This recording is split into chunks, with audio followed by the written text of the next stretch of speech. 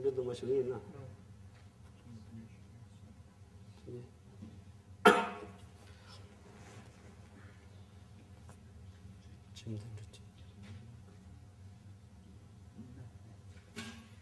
So actually we have a schedule for afternoon, which is we thought we could not finish.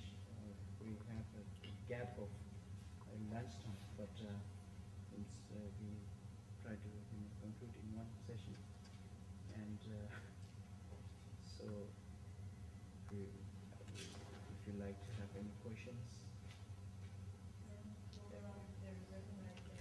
It's already here. Oh, questions are here, okay. Okay, then I have to just get my glasses because of these relative causes and conditions.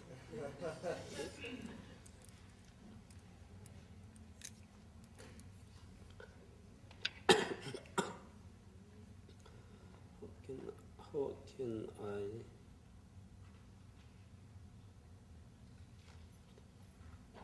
reincarnation take place if there is no soul? Free,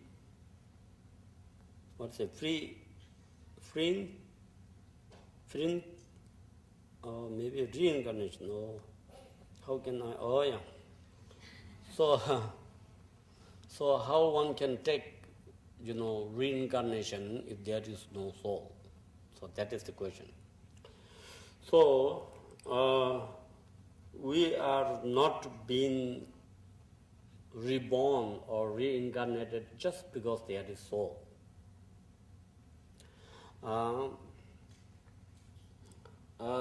At the same time, that the soul also have so many explanations. How we define soul. So there is so many explanations, so many definitions. So anyhow, just if it is soul relating with if there is no I, and then how one can reincarnate or how one can reborn. So in that case, there in Buddhism there is just a very extensive explanation. One thing is, even there is no I, inherent true nature or inherent true existence of I is not there. But all those causes and conditions that whatever we have assembled to be reborn, and that which just become the cause and condition to reborn. And according to that, there is one which is called fundamental consciousness. Within every being there is a fundamental consciousness, alaya, kunshi. And all those, whatever just as I explained earlier, the cause and effect of, karma, whatever we have just, kind of done, that the seed is planted in that, alaya, the fundamental consciousness, which kind of restores, everything like your computer hard disk. And the moment you click, it comes out. So same like that, within our being there is the subconsciousness, fundamental consciousness, that which holds all those cause and conditions, and then in the next lifetime with that kind of condition, which is like your keyboard, click and then it just produces there. And that way, how each and every individual being is born, and on the other hand, there is the kind of more direct answer, maybe like, our consciousness or mind. Even death happens, that doesn't really die forever. Our consciousness or mind doesn't really die forever. And death is that the separation of this body and the consciousness. And that's what it is called, the death. And the mind, consciousness, didn't really die, and it gets out of it and goes through intermediate stage, partho, and then through that again look for a kind of rebirth, according to one's own, kind of karma, whatever one have accumulated, and then one enters into that kind of mother womb. If you have a karma to be reborn as human being, just one look for a mother, mother's womb, that consciousness entered there and then reborn. If you have a kind of, karma to reborn in animal realm, and then that consciousness goes through, animal mother womb. If you have so much negative karma, just that which carries with you, with your consciousness, somehow which naturally happens, as I explained, then, just because of that, you may born in hell realm or hungry ghost being. If you have many more of virtues, karma, and then with that, just you may born in demigod or even in the heaven, in the God realm, where you have more kind of, prosperity. So that way, how one can just, reborn.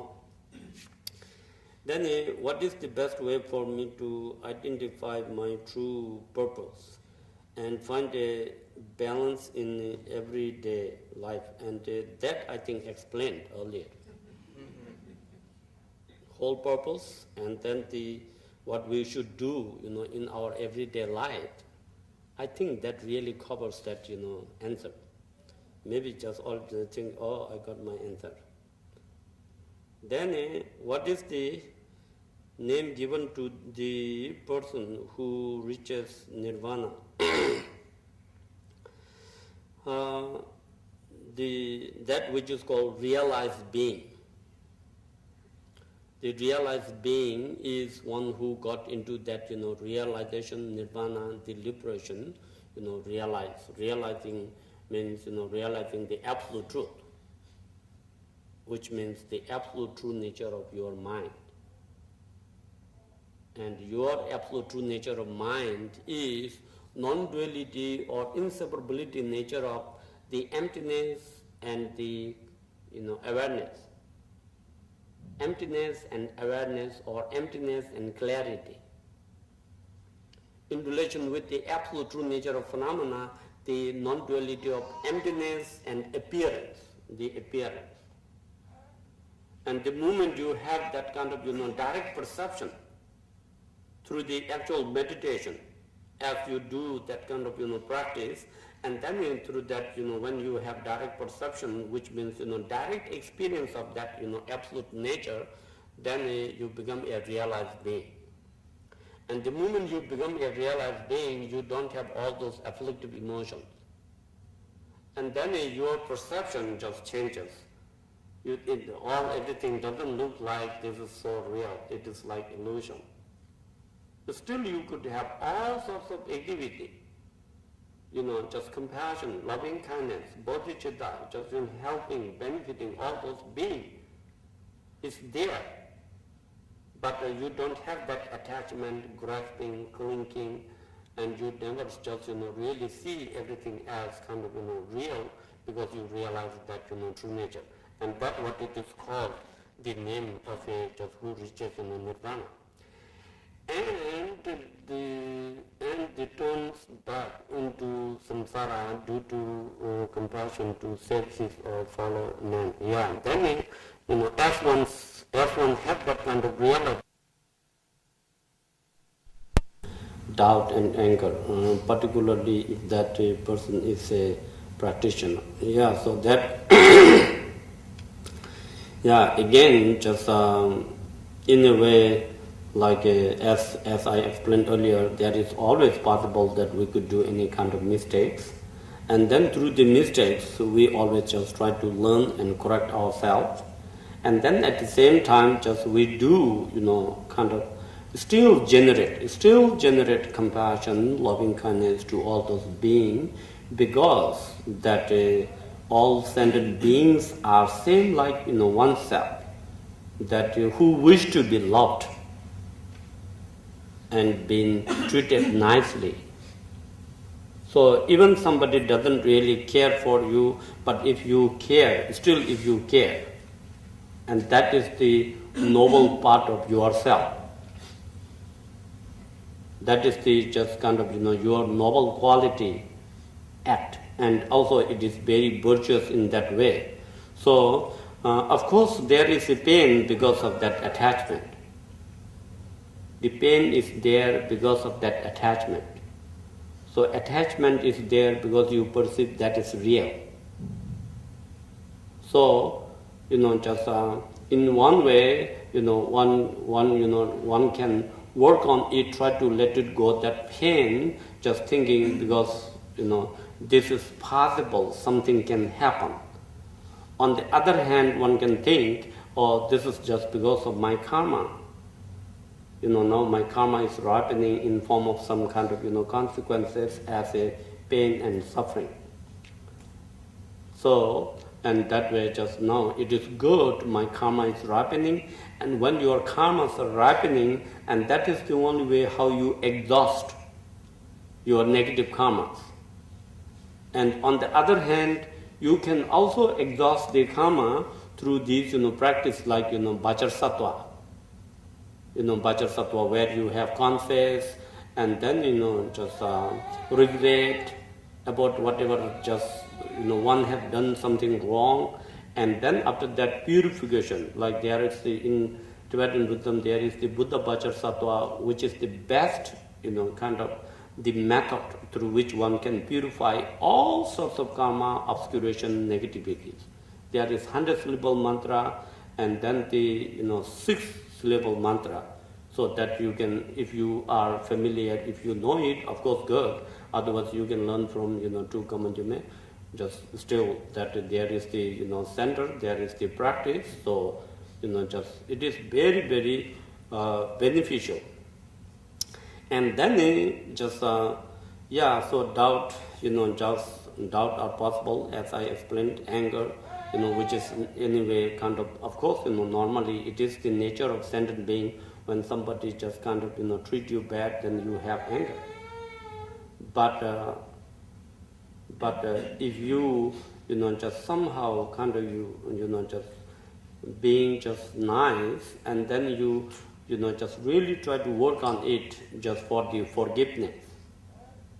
Forgiveness is a very great virtue. And forgiveness, even in the, Christianity and all religions have that, forgiveness. And forgiveness is a very great virtue instead of being angry. And being angry doesn't help. Of course, one feel anger, but, just maintaining anger and hate, it doesn't help yourself, it doesn't help to solve the problem, it doesn't help the other person, and nothing just, does better. So, whatever it happens, just let it go and just be forgiven. And then, one try to just, work on oneself with those mindfulness and conscientiousness, not to make that same kind of mistake, and try to have more wisdom. Then, so especially if it is practitioner, then, maybe the practitioner try to do something good, but practitioner is a practitioner. Means not got perfected yet. So that is why still as a practitioner also possible to make mistake.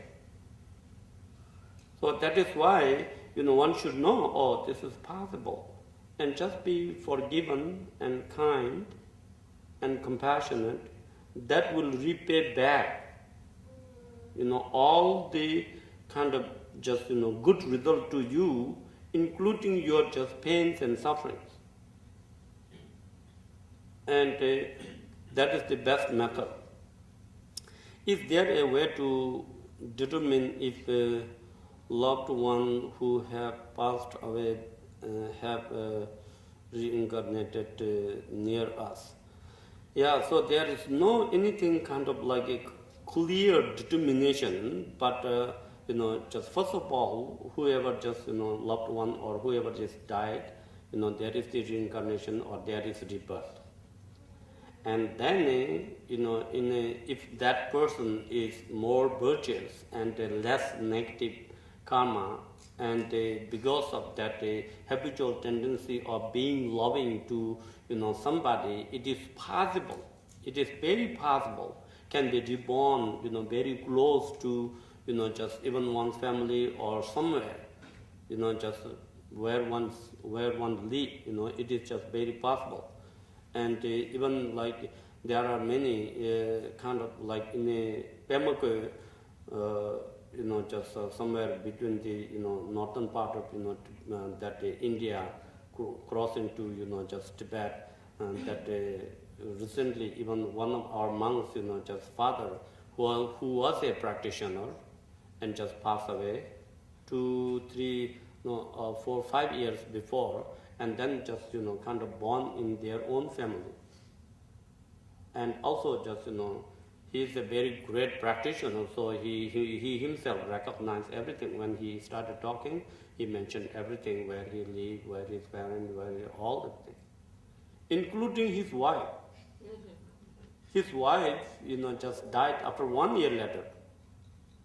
The Lama, just the past Lama, the practitioner died the earlier year, and the wife died the next year, and then she also born in her in her relative, in her somebody, in her kind of one relative daughter. She born there, and then when she born and when she started talking, she also mentioned everything. Or even she said, "Oh, my one son is in America, and he's here. These days he's in Colorado."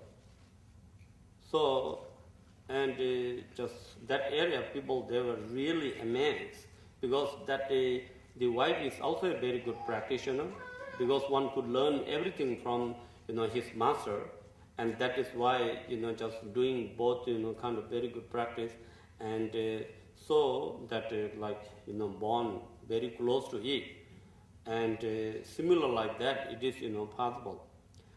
Can we choose the family we reincarnate in? So that I said earlier. We don't have that actual choice unless we have certain level of kind of practice and a certain level of realization. And then the other choice is, if you work with that, as I explained, purchase, non-purchase, those things, if you can just kind of maintain that, you can make a choice, and you can make sure that yourself, I'll definitely reborn as a human being. That choice you can just definitely can make. Even you want to reborn in I'll make sure I'll reborn in garden.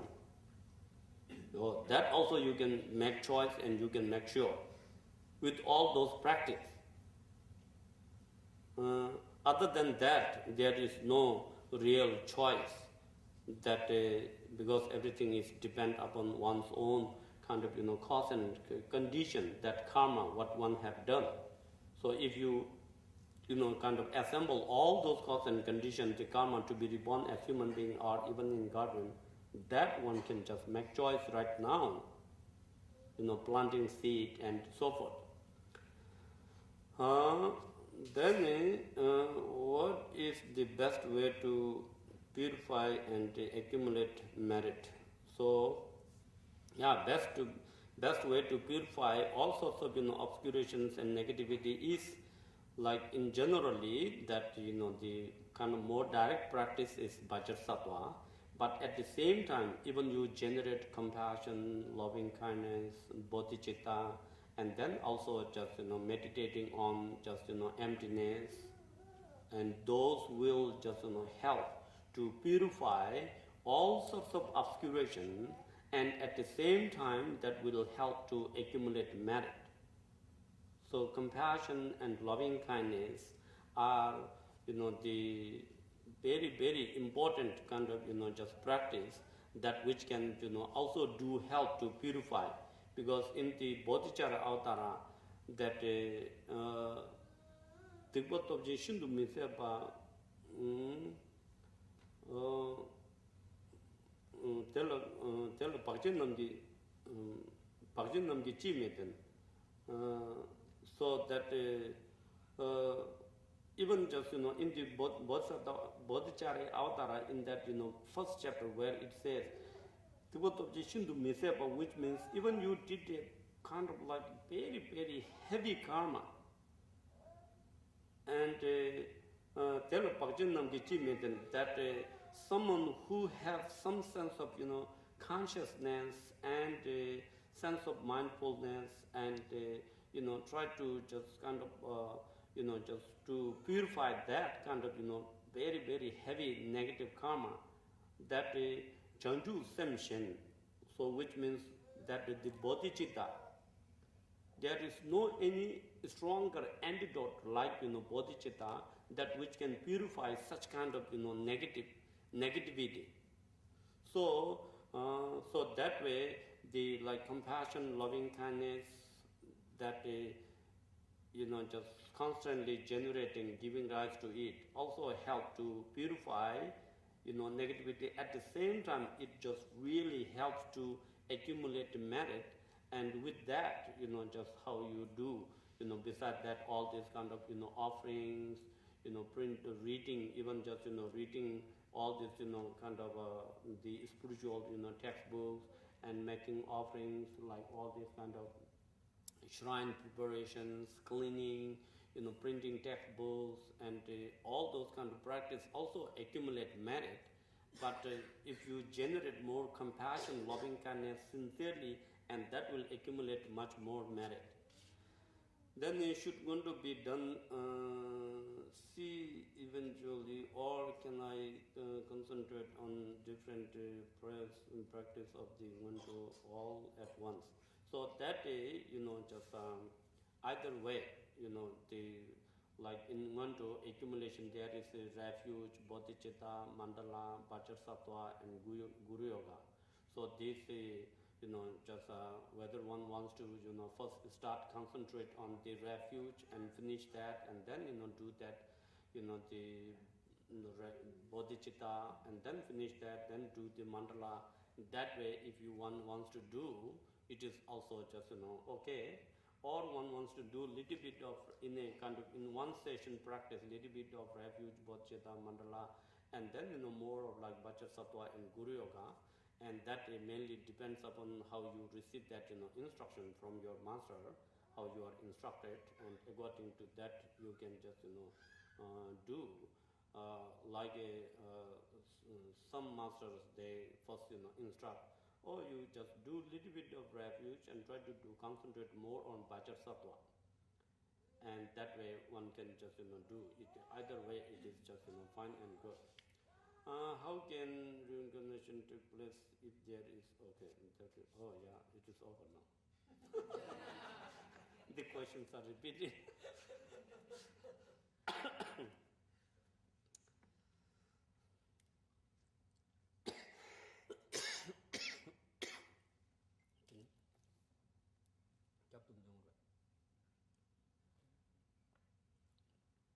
Do we have anybody who wants to receive refuge?